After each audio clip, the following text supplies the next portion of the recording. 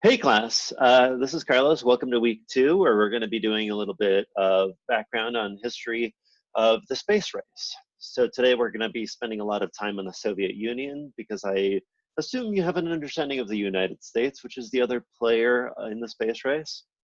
This is also going to be the last time you see my face on a day that is not Wednesday, or unless we run into each other in town somewhere or you break into my house or something.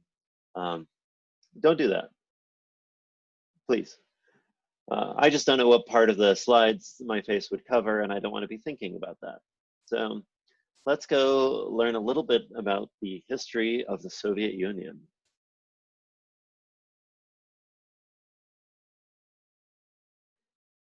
Okay, we're going to be talking about the space race for the next month or so. And I have a timeline, which I will mention most of the things on here. I will at least touch on some in great detail, but a lot of them are just going to be important background information. And I won't mention all of these in order. So throughout the semester, I'll be touching on various points that are relevant. If you understand the timeline on the syllabus by the end of the semester, you will have understood everything in this class. Dulcet corames pro Patria Mori. Okay, so arguably the most important thing to understanding the modern world is understanding World War I, right? So you could talk about the 20th century as leading up to World War I. World War II is a direct consequence of World War I. The Cold War is a direct consequence of World War II. Even 9/11 is a consequence of how we divided the Ottoman Empire after World War I. So most of the major events of the past 100 or so years could be traced back to what happened in World War I. And I really recommend you take a class on it, or just watch some YouTube videos, get to learn a little bit about this. It is a fascinating and just tragic story all the way around. So when the World War first starts, there's many poles, or it's a multipolar nation planet, right? So there are many what we might call superpowers. Russia, Austria-Hungary, Ottoman Empire, France, Germany. Maybe you might throw in the United States. Certainly the United Kingdom are world powers. And after the war, the Ottoman Empire is carved up into much of the modern day Middle East, right? And we carved it up with no regard to who lived where and ancestral ties.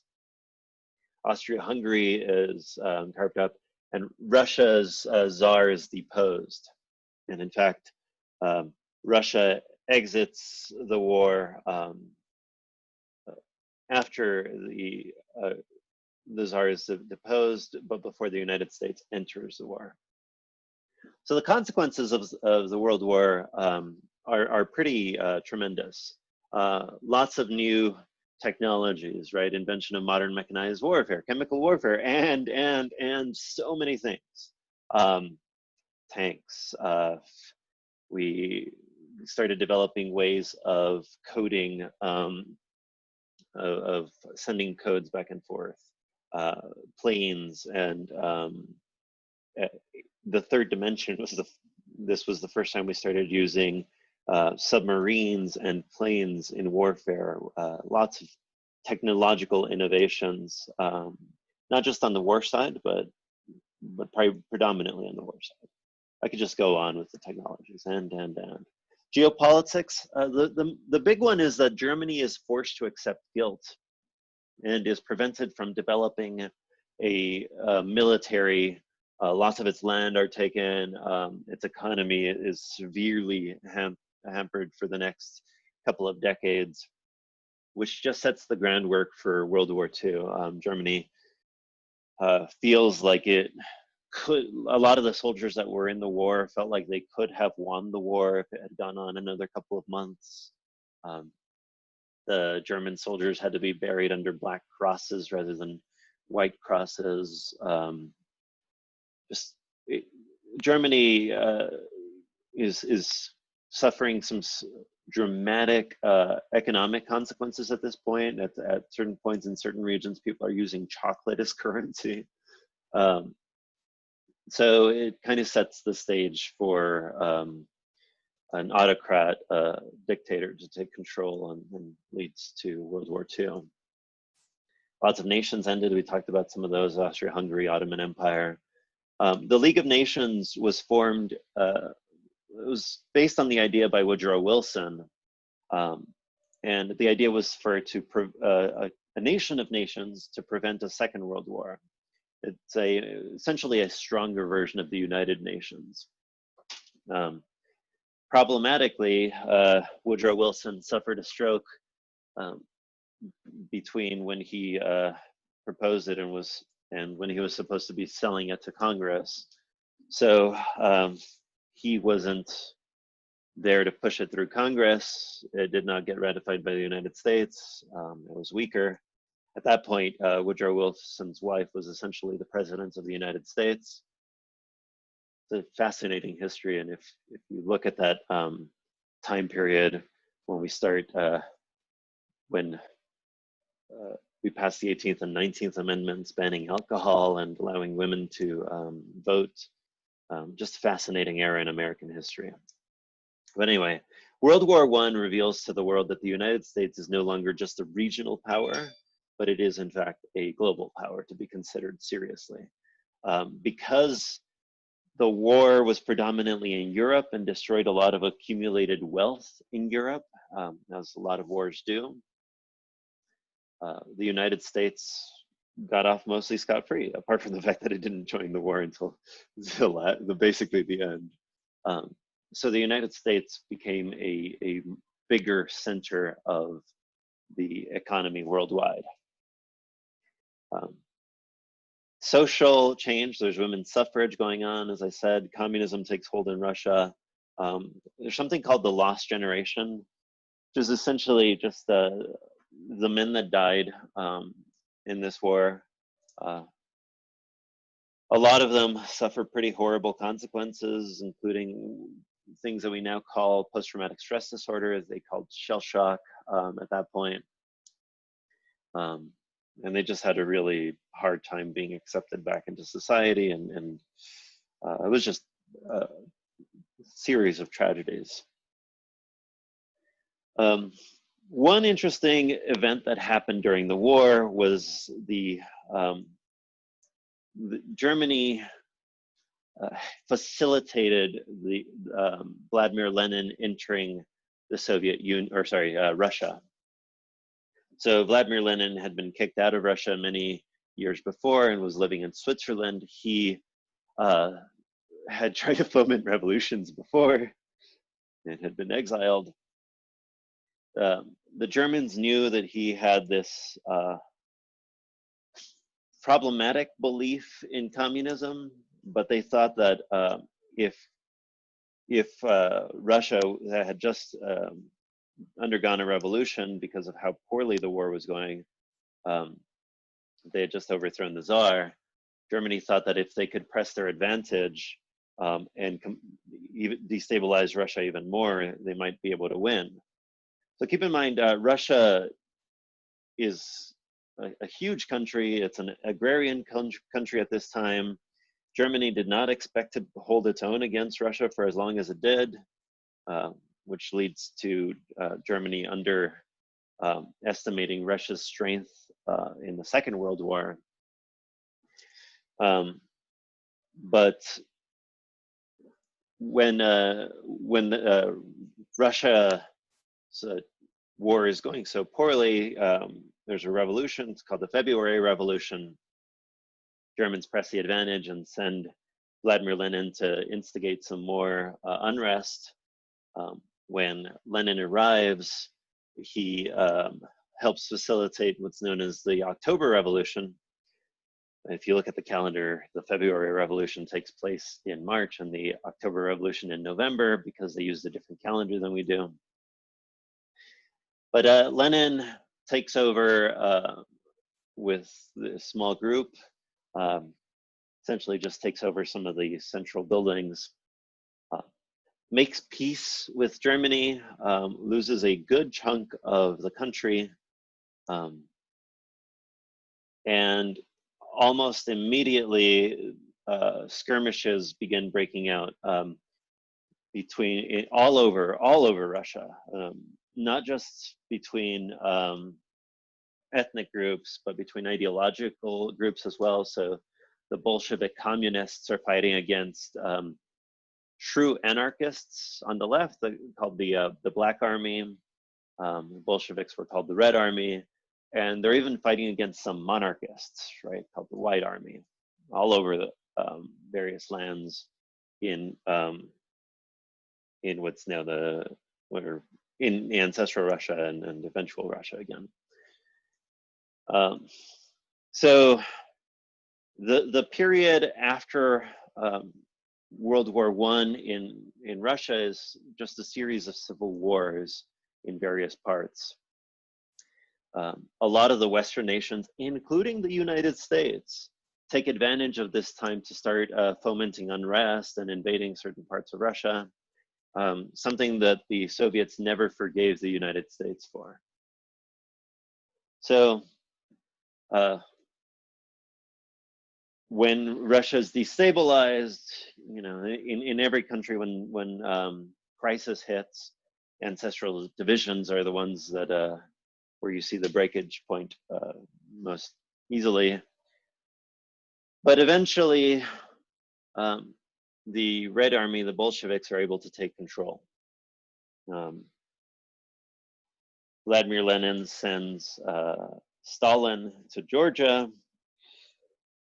a small country to the west. Well, not actually that small, smaller than Russia proper. And Stalin, who's in charge of the Pravda at this point, commits some pretty horrific atrocities, but is able to squash a lot of the opposing forces. So the Civil War ends, and there's this debate among the leadership of what's now, we'll stop calling them the Bolsheviks and just call them the Communist Party. In that, on one side, people like Trotsky, who's on the left, who just looks like that guy in your philosophy class. He doesn't trust that Georgia and other countries are going to be able to accept communism. In fact, arguably, even in all prior communist works, Russia should not have been able to accept communism. The idea that Marx proposes is that communism is a response to the excesses of industrial work, right? So capitalism produces industry, but then exploits the workers so much that the workers band together. Russia is an agrarian nation. It hadn't suffered the worst excesses of capitalism. If anything, it should have had some middle period where it tries to overcome its feudalism. So Trotsky believes in the Marxist progression of communism as the results of workers banding together after being exploited. So he says that we should not annex Georgia and all of these other countries into the Soviet Union or into Russia. Instead, we should prepare somewhere, you know, get some labor movements going on there, try to get their citizenry to be more receptive to communism. Joseph Stalin on the right, the mustachioed man, he just wishes to annex all of these countries. He doesn't really quite feel the way Trotsky does.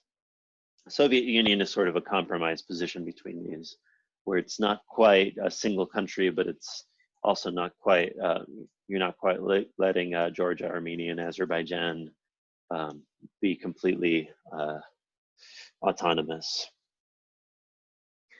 This is a pretty horrible time period in Russian history. You know, I'm just going to say that most time periods in Russian history are pretty horrible. I took a class on Russian history once, and it was fascinating in that if you didn't like a character, you just turned the page and they got killed. So there was a lot of famine and poverty, people starving to death, resorting to cannibalism in various parts of the Soviet Union. This actually continues for a while. So we have Russia. Eventually, the Soviet Union begins to encompass a much broader area of Asia and Europe.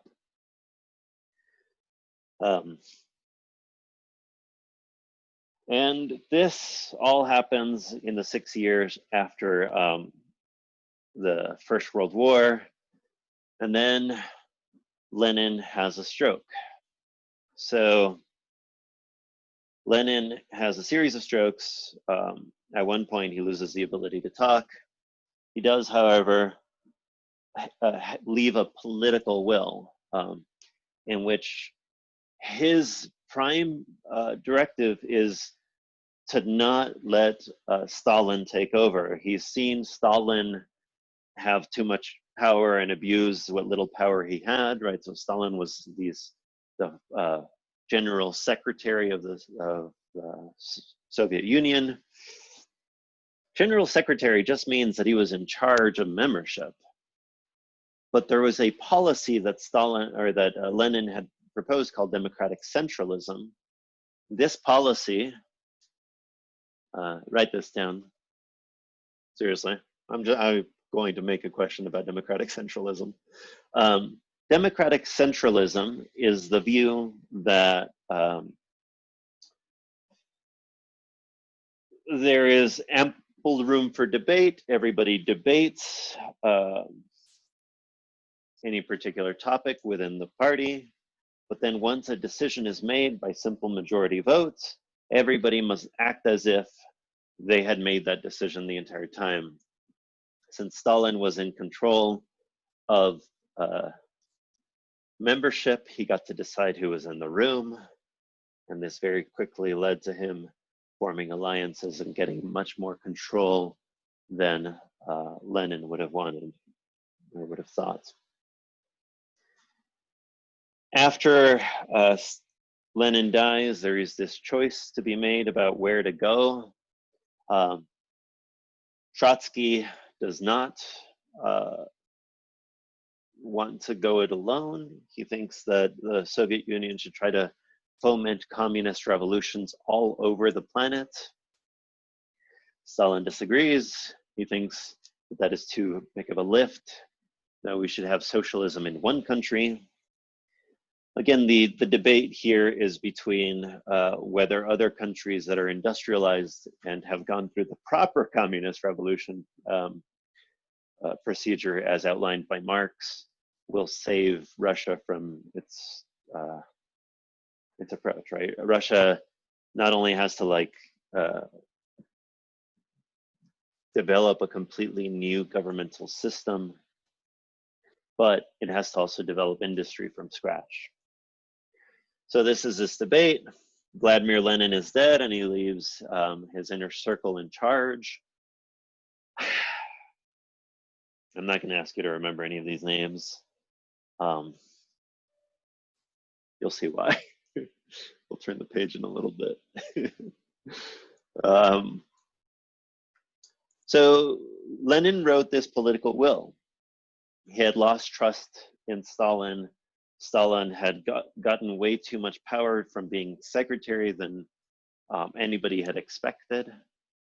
And so Lenin writes this letter to the Communist Party to be published in the newspaper saying, Stalin should not be in charge. The problem is Lenin also insults all of the other leadership. So he has special vitriol against Stalin, but he insults everybody else. And there's this debate about whether to publish it in full, whether to read it out loud, what to do with this letter, because it is the last will of their dear leader. So they decide to read some excerpts of it out loud, and Vladimir Lenin's wishes don't actually come through. Instead, pretty much everything stays the same for a little while. Very quickly, over the next couple of years, Stalin forms an alliance with a couple of the members of Lenin's inner circle, and they begin dominating all of the votes and taking control of everything. But then Stalin comes into conflict with Trotsky and in conflict with the people that were in his own alliance, and so he exiles them. But then everybody but Trotsky gets back in his good graces, and Stalin helps or decides to exile some other members of the inner circle. At this point, Stalin has not completely solidified control, but he's pretty close to doing so. He has made enough power that everything has to go through him. Towards the end of the 1920s, there is a famine in Russia, in the Soviet Union generally, specifically in Ukraine. There's a lot of causes of this. Some of it's mismanagement. Some of it is profiteering, theft. Some of it was on purpose. Stalin legitimately wanted to starve out the Ukrainians, even though they were growing much of the food, even though he was from that region. He wanted to starve them out because they were more politically autonomous than he wanted them to be. So millions of people die from starvation. There's also a thing here called Lysenkoism. That's a picture of Trofim Lysenko, which is just a brutal, sad story in this history of science, and I'll tell it as quickly as I can. Lysenko did not accept a Darwinian evolution because Darwinian evolution was viewed as capitalist, right? They are both systems that privilege the strongest surviving and that take advantage of their environments and consume as much as possible. He also did not appreciate Mendelian genetics because it was developed by a priest and because it, well, he thought that it argued for a stability of organismal types.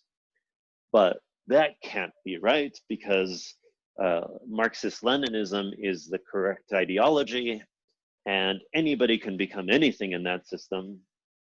So it can't be that our genes dictate anything, therefore Mendelian genetics must be wrong.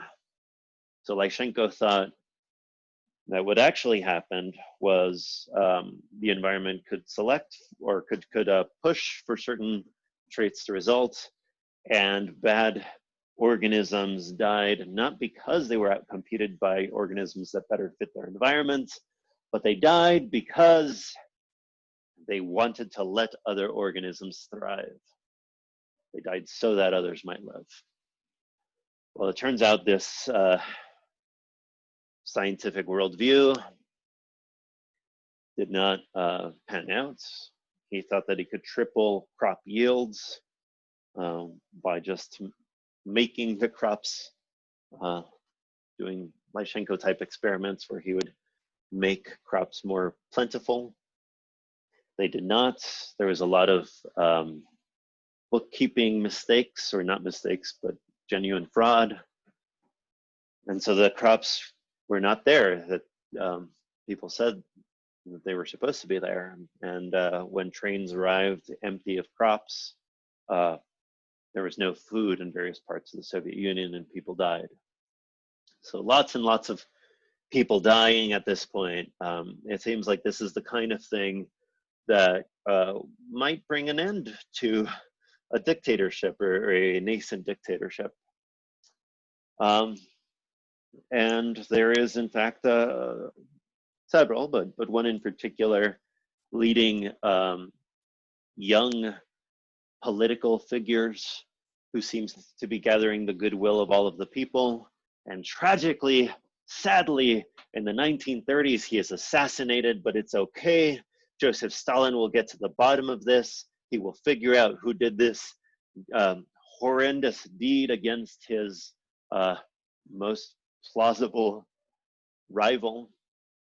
And so he hires, or he gets Nikolai Yashnov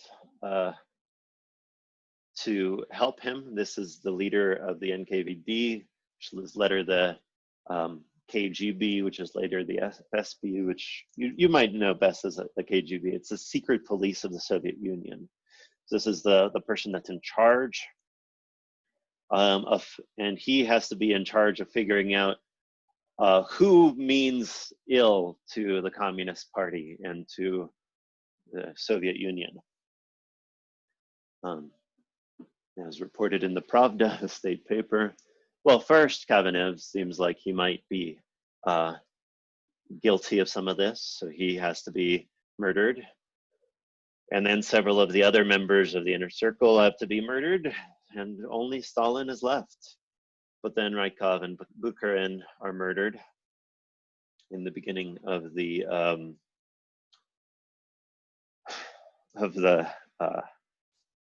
Great Purge. Luckily, Trotsky has escaped to Mexico and is not going to be, oh, nope, actually he is murdered by an ice axe wielding maniac. He is chased to Mexico City and murdered on Stalin's orders. And so now Stalin is, and has been for a while, the de facto dictator of the Soviet Union. Keep in mind, the entire time his position is just general secretary.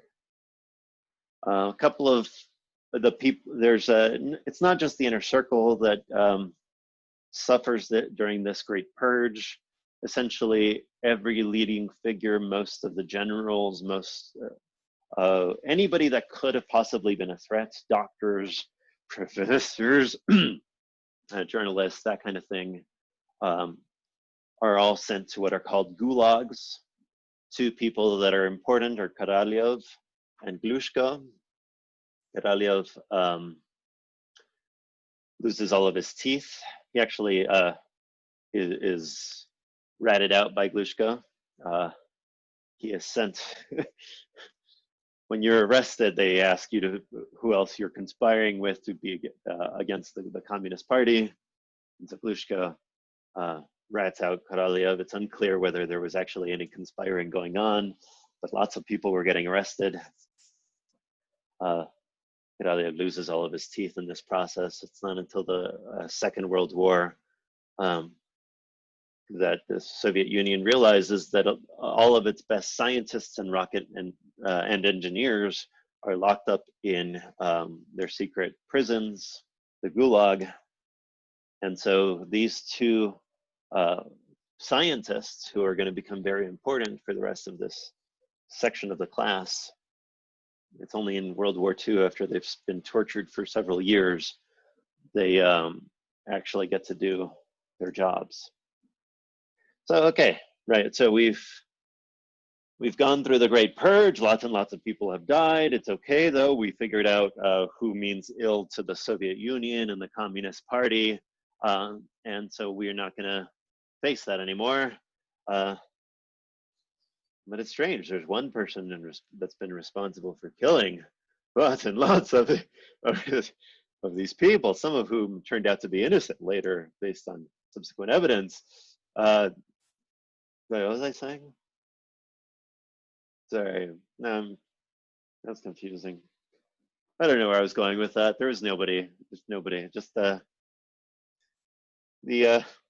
events happened where the enemies of the Soviet Union were eradicated. In this time period, Adolf Hitler is gathering strength. Joseph Stalin is freaking out, and trying to get the United Kingdom and the United States and France to like act in a way to prevent Germany from getting any more power. But everybody feels, especially the policy of the United Kingdom at the time was appeasement, to try to make sure that Hitler doesn't overreact. They're not going to actually prevent him from gobbling up the territories that he's gobbling up little by little. But Stalin is freaking out. And since none of the other powers in the world want to act, he decides to actually form an alliance with Germany, a non-aggression pact. Now, this is about as, this is about as crazy of a thing as you can possibly imagine, because these are two people that hate each other. There are no more different ideologies that you can imagine than Nazism and communism.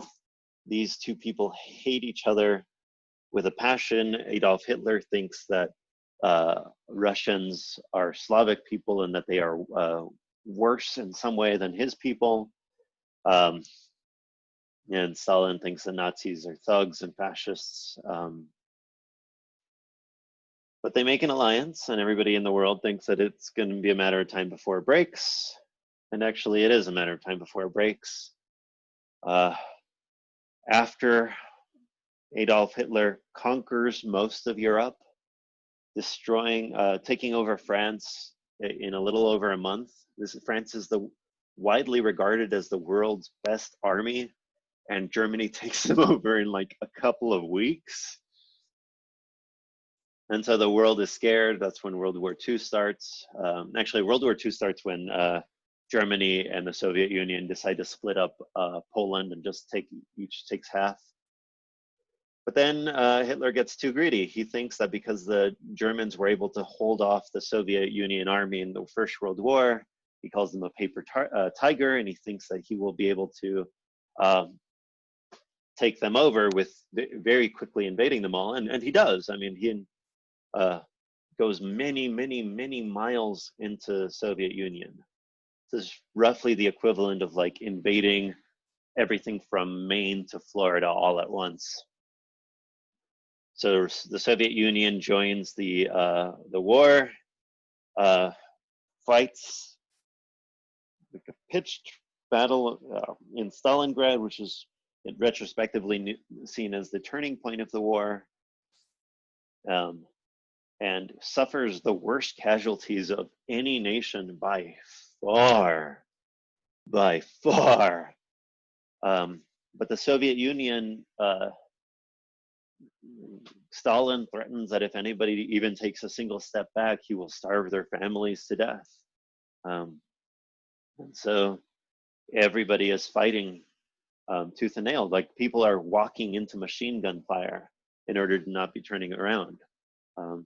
Plus, the Germans find it very troubling to be fighting against women.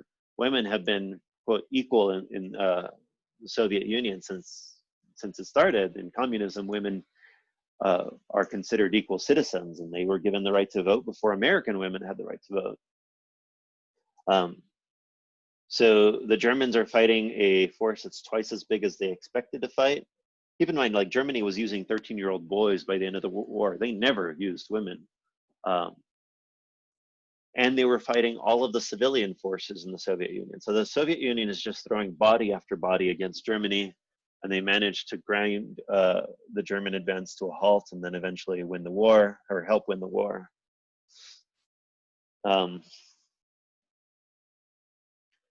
It's argued that we kept pushing the D-Day back more and more because Winston Churchill thought that the more communists died, the better for the future of the world. Anyway,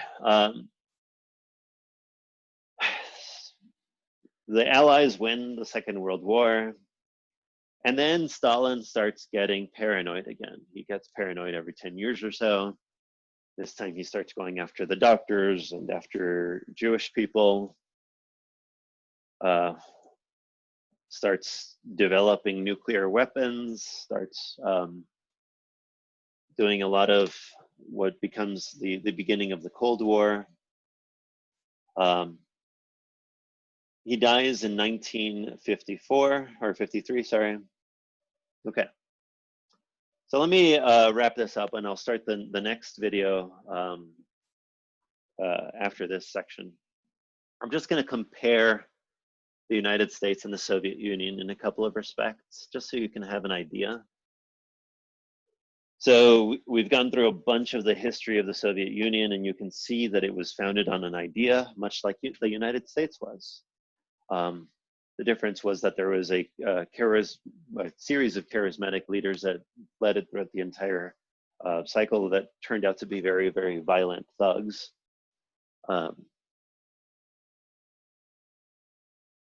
The governmental system of the Soviet Union was different than the ostensive governmental system of the American system. Like we're founded on as a democratic republic, right? The founders, as Enlightenment thinkers, thought that they were replacing monarchy with republican values, that is, representing of the people values, where it is elite representatives that are chosen democratically that make these decisions. This is in contrast to an autocracy where governments are controlled by one person or their party or their affiliates. The Soviet Union always made a sort of a pseudo joke about the United States, that that they were just like us, except that they had one fewer political party. Every other aspect they thought was roughly equivalent. One thing that the United States has prided itself on, it's arguable how true this is, but especially in contrast to the Soviet Union, we viewed ourselves as a capitalist country, not a communist or a socialist country. In a capitalist country, private citizens control production and distribution, and they compete with each other, as opposed to a socialist system in which certain companies are controlled by the community. So for example, our army is socialist. Actually all of our military, our post office, our public schooling, public transportation, roads, all of these are we have a lot of socialist parts of the United States, but many parts are more capitalist than most other countries. Communists centralize the power even more. So profit is shared, the community controls and owns everything, and ideally cooperates. This is the time period that we're going to be covering. And in the next video, we're going to start off talking about a good portion of this. I'm done talking about Stalin. It is fascinating to talk about him. I find him morbidly fascinating, but you know, watch the movie The Death of Stalin if you want a dark comedy. Read up some of this history. Okay. So this is the last thing I'll say on this. The Soviet Union and the United States each saw the other as a major threat. The disagreements they viewed as extremely huge. The Americans saw the Soviet Union as growing, as dominoes falling one by one to communism. Whereas, so the Americans saw the Soviet Union as a growing threat, whereas the Soviet Union saw the Americans as completely surrounding them. This becomes really important with the launch of Sputnik in 1957. The Soviet Union felt like they were completely surrounded because it's a landlocked nation that has many borders. The United States We have two moats to our east and west and friendly neighbors to the north and south.